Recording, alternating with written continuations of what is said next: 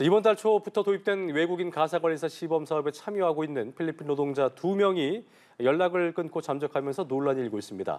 잠적한 필리핀 가사관리사들이 끝내 돌아오지 않는다면 불법 체류자 신분으로 전환될 예정인데요. 자세한 내용 짚어보겠습니다. 네, 한편 동거하던 여자친구를 살해한 뒤 16년간 야외 베란다에서 시멘트로 암매장을 한 50대 남성이 구속됐습니다. 자세한 사건 사고 소식은 양지민 변호사와 함께 짚어보겠습니다. 어서 오십시오. 안녕하세요.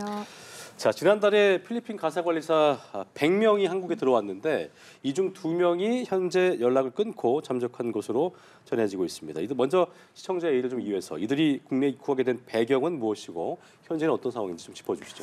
일단 필리핀 가사관리사가 이제 100명으로 딱 이렇게 인원이 정해져서 그리고 특수한 이제 양육이라든지 돌봄에 특화된 교육을 수행을 해서 우리나라의 각 가정에 이제 흩어져서 이렇게 역할을 수행한다라면 어떤 양육 돌봄이라든지 이런 공백이 어느 정도 좀 해결이 될 수 있는 효과가 있지 않을까라고 생각이 돼서 이루어지게 된 시범 사업이라고 보시면 되겠고요. 그래서 사실 이제 필리핀에서도 굉장히 이제 선발이 된 그런 인력들이라고 합니다. 그래서 100명이 결국에는 이제 지난달에 우리나라에 입국을 했고 우리나라에 와서도 이제 교육을 또 추가적으로 받았어요. 그런 다음에 이제 이런 필리핀 가사관리사를 원한다라고 신청한 가정들에 이제 흩어지게 됐죠. 가서 이제 일을 하게 됐는데요. 그 중에 이제 2명이 추석 연휴를 지나고 복귀를 해야 되는데 복귀하지 않는 겁니다. 그래서 이제 각 가정에서 신고를 하게 됐고 전화를 하려고 해도 연락을 받지 않고 한 명은 아예 전화를 둔 상태로 숙소를 이탈해서 아예 이제 연락이 되지 않는 그런 상황이다 보니까 지금 2명이 잠적을 했다라고 지금 전해지고 있는 것이고요. 일단은 지금 다 숙소 생활을 하고 있는 사람들이었어요. 그렇기 때문에 숙소 외로 나가서 사실상 휴대전화를 추적까지 피하기 위해서 두고 이탈했다라면 이 찾는 데에는 정말 원초적이라고 볼 수 있는 이 CCTV 분석부터 시작해서 굉장히 기본적인 단계부터 하나하나 밟아 나가야 되는 현실입니다.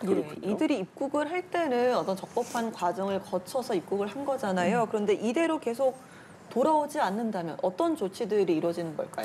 일단은 지금 이탈 신고를 26일에 할 예정이다라고 전해지고 있습니다. 이탈 신고의 경우에는요, 이 외국인 노동자를 고용하고 있는 사업주라든지 아니면 지금 이 시범 사업이다 보니까 시범 사업을 관리하고 있는 관리자가 있을 겁니다.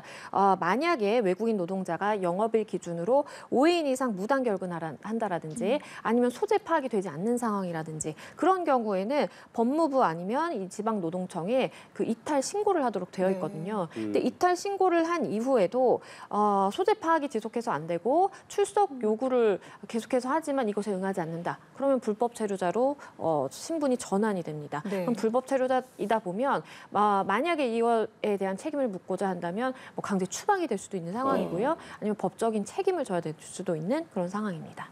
불법 체류자 신분으로 전환된 후에 이제 이분들이 어디에 있는지 알게 된다면 그때부터 이제 처벌을 받게 되는 거죠? 그렇죠. 왜냐하면 이제 불법 체류자로서 사실상 그렇게 많은 금전을 가지고 우리나라에 입국한 것이 아니기 때문에 아마도 불법 체류자의 신분으로서 어딘가에 이제 취직을 해서 일을 할 가능성이 있어요. 그렇게 된다라고 한다면 불법 체류자가 어딘가에 고용이 돼서 일하는 거, 영리 활동을 하는 거 법 위반이고요. 그리고 그런 불법 체류자를 고용한 고용주 역시도 처벌을 받게 됩니다. 형량 자체가 3년 이하의 징역 또는 3천만 원 이하의 벌금에 처한다라고 되어 있을 만큼 결코 가벼운 형량이 되지 않고 그렇다라고 한다면 만약에 불법 체류자의 신분으로 전환이 됐는데 그 이후에 어딘가에서 일을 하다가 발각이 된다. 그러면 실제 형사처벌까지 받을 수 있는 것이고 강제 출국을 당할 수도 있는 그런 상황으로 보시면 되겠고요. 아마도 지금 해당 그 고용노동부라든지 법무부에서는 어딘가에 취직을 했을 가능성도 있다라고 지금 보고 있습니다. 맞아요. 아까 그 양지민 변호사 얘기한 것처럼 필리핀에서도 아무나 온 게 아니고 이제 선별돼서 왔기 때문에 나름의 코리안 드림을 꿈꾸면서 온 건데 그렇다면 왜 이 2명 이탈을 했을까? 이게 궁금해지는 부분인데 당사자한테 뭐 듣기 전까지 저희가 정확한 이유는 알 수 없겠습니다만 업계에서는 뭐 결국 돈인 것 같아요. 수당이 제때 지급되지 않았다 이런 분석이 있더라고요. 그렇죠. 이게 지금 알려지는 바에 따르면 8월 20일에 1인당 96만 원의 교육 수당이 이제 지급이 됐다라고 하고요. 8월 20일부터 9월 2일까지의 이제 수당에 대해서 106만 원인데 그것이 9월 20일에 수령이 됐다라고 합니다. 그러니까 물론 우리가 당연히 뭐 한 달 동안 일하고 아니고 우리가 월급을 받듯이 월말에 이제 그러한 월급을 수령할 수도 있는 것 아니냐라고 생각을 하실 수도 있겠는데 네. 보기에 따라서는 또 내가 주급을 기대했다라고 한다면 사실상 이 시간에 격차가 벌어지는 것에 대해서 좀 불만이 생길 수도 있겠다라고 보이고요. 그러니까 기간이 균일한 게 아니고 또 달랐기 때문에 또 그 불안함이 있었나 봐요. 그죠? 그렇죠. 왜냐하면 본인들은 사실상 이 먼 나라에 어쨌든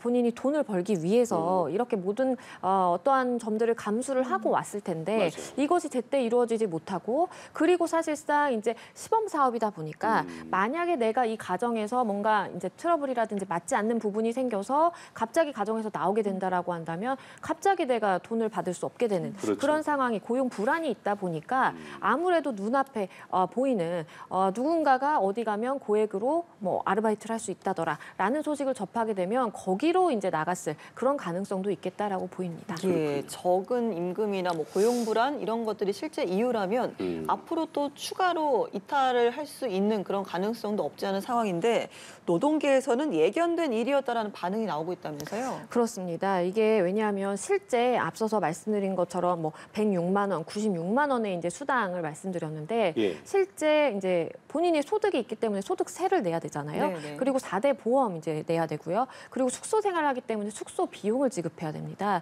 그래서 이런 거 저런 걸 다 따지다 보면 실수령액은 한 50만 원 정도라고 해요. 네. 그러다 보니까 이게 뭐 적다면 적고 많다면 많을 수 있는 돈이겠지만 어쨌든 본인이 기대한 기대치보다는 좀 맞지 않을 수도 있겠다라는 생각도 들고요. 이게 왜냐하면 다른 이제 외국인 근로자 그러니까 뭐 농장이라든지 이런 곳에서 일하는 근로자들은 실수령액이 사실상 더 많을 수 있다라는 거예요. 그렇기 때문에 아마도 본인은 여기에 선발돼서 왔지만 나는 좀 다른 방식으로 여기서 돈을 벌어가고 싶다라는 그러한 생각이 미칠 수가 있겠고 그렇기 때문에 노동계에서는 예견된 일이었다라는 이야기도 나오는 것이고요. 네. 그렇기 때문에 서울시에서 이러한 사실상 환경 개선을 위해서 좀 적극적으로 노력을 맞아요. 하겠다라고 밝히고 있는 상황입니다. 어떤 뭐 서울시와 정부가 현장 의견 적극 청취하고 개선 방안 마련한다고 했으니까요. 상황을 좀 지켜보겠습니다.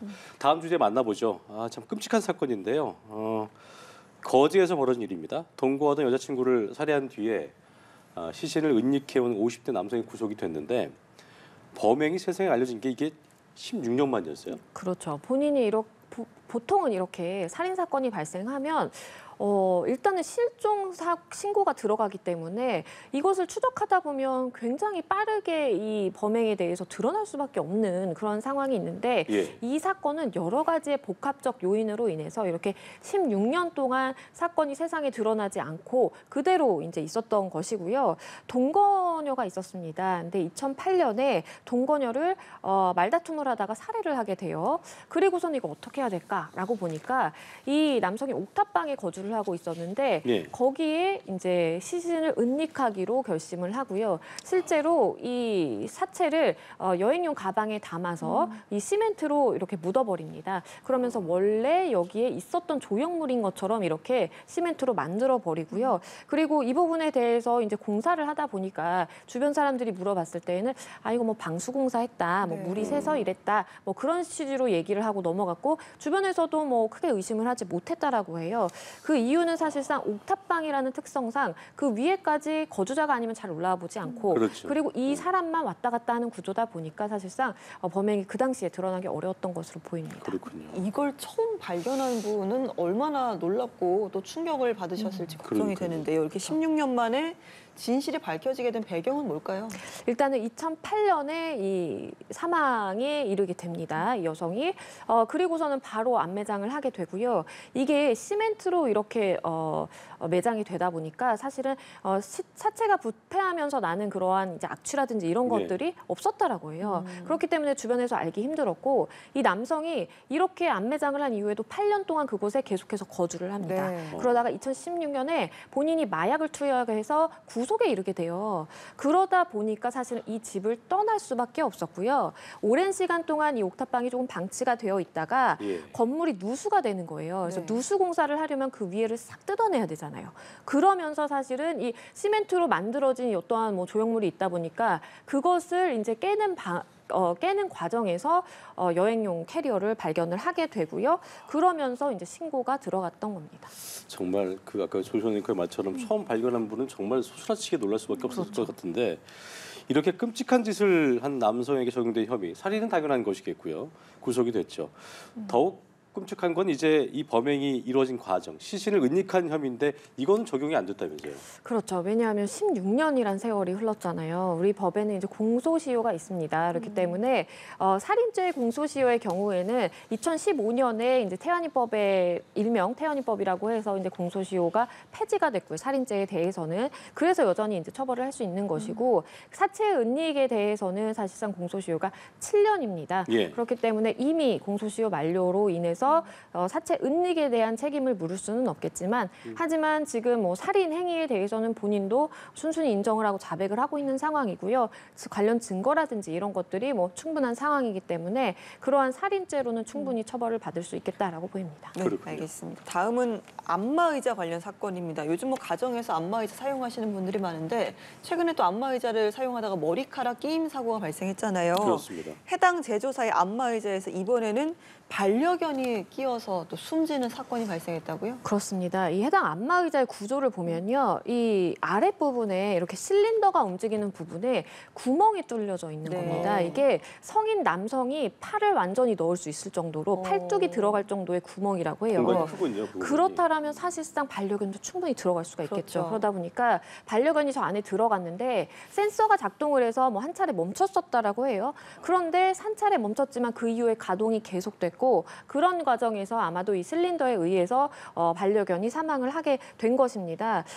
일단은 머리카락 끼임 사고까지 발생했던 그런 같은 제조사의 제품이다 보니까 뭔가 안전 관리라든지 아니면 이 부분에 대해서 소비자에게 고지하는 그러한 부분이 좀 미흡했던 것 아닌가라는 이야기가 나오고요. 게다가 이 해당 제품의 경우에는 그동안 끼임 방지 기능을 우리가 가지고 있다라고 홍보를 해왔기 때문에 좀 비난의 여론이 거셉니다. 네. 지금 말씀하신 것처럼 그 부분을 좀 짚어보려고 했는데 보통 이제 움직이게 되기 때문에 공간이 뭐 제품마다 다를 수 있겠습니다. 제조사마다 다를 수 있겠습니다만 공간이 있긴 하잖아요. 근데 이렇게 손이 들어갈 정도면 성인 남성의 손이 들어갈 정도면 위험한 부분이어서 또 같은 이 비유사한 사고가 발생하지 말라는 법이 없는 상황인데 지금 말씀하신 것처럼 약간 제조사 같은 경우는 이걸 뭐 경고의 문구를 좀 알린다든가 이런 게 아니라 좀 소극적인 대응을 하고 있다면서요? 그렇죠. 그 부분에 대해서 좀 문제를 삼아볼 수는 있을 것 같습니다. 왜냐하면 다른 안마의자, 그러니까 이제 가장 비교하기 쉽게 다른 제조사의 안마의자도 같은 방식으로 구동이 될 텐데 예. 그럼 어떻게 되어 있을까라고 보면 그러한 구멍 부분이 이제 천으로 막아져 있다라고 해요. 그러면 사실상 제조 과정에서 그 구멍을 하나 막는 것이 그렇게 어려울까라는 좀 생각도 들고 만약에 어떠한 기술적인 문제로 인해서 그 구멍을 절대 막을 수 없는 상황이다라고 한다면 적어도 소비자에게 예. 이러한 안전사고가 발생했다라고 한다면 주의하는 판매하면서 이제 내용을 고지한다라든지 그렇죠. 아니면 고지 문구를 뭐 스티커 형식으로 부착을 해놓는다라든지 이러한 최소한의 안전 조치가 필요했는데 그 부분에 있어서 제조사가 너무 안일하게 대응한 거 아닌가 싶습니다. 네, 이미 같은 제품, 비슷한 제품을 구입한 소비자들로서는 굉장히 좀 불안할 수밖에 없을 텐데 소비자들이 제조사를 상대로 취할 수 있는 법적인 보호 조치 같은 건 없을까요? 일단 가장 주요하게는 내가 만약에 저렇게 직접적인 피해를 당한 당사자다라고 한다면 내가 입은 손해에 대해서 손해배상 책임 더불어서 정신적 손해에 대한 위자료 책임까지 물어볼 수가 있겠고요.